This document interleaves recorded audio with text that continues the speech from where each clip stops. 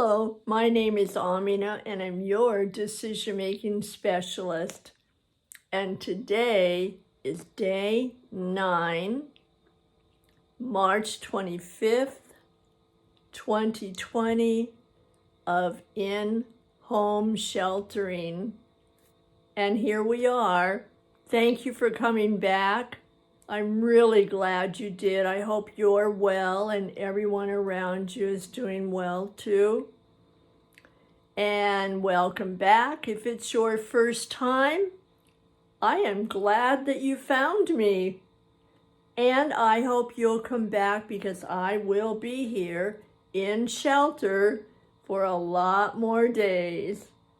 So on this 9th day, I've been talking to my clients on the phone, and I talked to 4 of them today. One of them, they're all in kind of a whatever mood, and they all said that time was blurring together, and they had made some discoveries.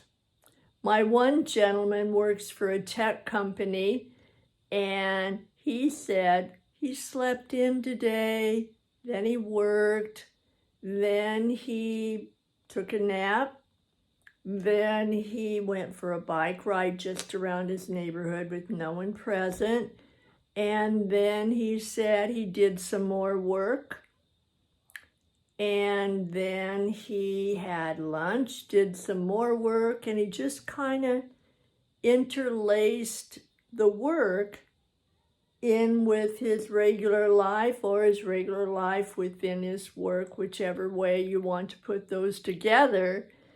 And he said he discovered something, that he was actually more productive, more satisfied, had better relationships with the calls that he made and the vendors he talked to and the senior advisors that he worked with. He said, I was more relaxed.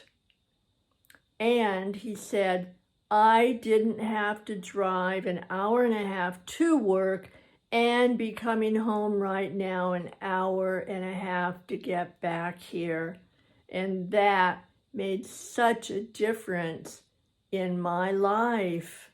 He said, I really could get used to this. Matter of fact, I'm going to be talking to my supervisors about this. And the thing is, he had told them before, we've worked together, he's been massively stressed and panic attack here and there from all of that stress and pressure. And he realized that a lot of it was self-imposed. And so we worked until he finally gave himself permission to be at home one Friday a month, and he got really used to that. And he said that the higher-ups in the company didn't even blink an eye about it. And this time, 2 of them said, you know, I've noticed that all the workers, or pretty much all of them, are more productive at home. And my client just laughed. He had been trying to tell them that for a long time, and now they got it. You know, it's different knowing about something and maybe even believing it, and then experience it. Makes it more real. We pay more attention to it, and somehow we see it and we hear it and we feel it and we think it in a different way, and that's what happened. So his discovery was that even if the days blur together, he can get it done and be happier, because guess what? He got to have lunch with his wife today, which doesn't happen anytime except on the weekend. And there they were. Everything's going splendidly. And he's very aware of the reason that he's confined And it's not that he's oblivious. He's a really kind, generous man, not oblivious to the people that are not having such a good life. It's just that he's also grateful for what he has. Then I went on to another client. She has 3 little boys. I think they're, I'm going to say 7 and 10, and I think the other one is maybe 12, and they are all over the place. There are probably footprints on the ceiling and on the walls and everywhere else, and they are full of energy. Well, they're also getting all of their work done from school online, finishing up the homework at the kitchen table, and then they're free. And she said they are free. And yet, when I was talking to her, she seemed very calm. And I said, oh my gosh, what is different? And she said, I just discovered whatever. And I said, what does that mean for you? And she said, well, it means that we're all locked up together. It means that some horrible things are happening out there that I don't even know about. They tell me numbers. And she said, I know that there's a human being attached to every one of those numbers. And to that human being, another person is attached, and another and another. And she said, I know that. And I realized that I'm here. My family is all together. They may drive me crazy, and they're here. And I've discovered there is big, giant stuff of keeping them healthy, well-fed, their homework done. There's still laundry, there's still housework, there's still toilets to clean, and floors to vacuum. And I'm having them help me out because they need to learn, and I need the help if they're going to be running around all over. So I've discovered that there's a new form of whatever. It doesn't mean that I don't care. It just means I don't have to try to control every single detail. And she said that's a lot of relief. And she said, I'm so glad that I spent so much time on your couch in your office, and we practiced my being able to get calmer, less stress, to pick and choose what I wanted to pay attention on. And she said, I am so grateful because guess what? It works. And I said, I know, I'm hearing it. I said, I almost can feel and see it through the phone. And so she had discovered that she had a capacity to be calmer than she ever realized in her whole life. And that was her discovery. Then I called my 3rd client, and she just graduated from school, and she's looking for her very first teaching position. So she's applied and interviewed on the phone, filled out all of her paperwork, and just the stacks and reams of essays that she needed to do, and videos of her teaching, and getting her references and all the documents needed. Oh my gosh, it must be a stack that high. I can't imagine. She's done it. And she too sounded calmer on the phone. And I thought, well, this is fascinating. And she said she decided that she could either freak out and run her head into a wall every day and get a headache. She does get migraines, and she said, I have not had a migraine through this whole job placement interview. And she said, because I decided that for once in my life, I was giving myself permission to have faith that everything was going to turn out okay, because it usually does, you know. And I said, I know. And she said, so I just call it my whatever space and I relax. So that was her discovery, that she too could relax in the midst of chaos, in the midst of all the uncertainty and all the abstractness. She could relax.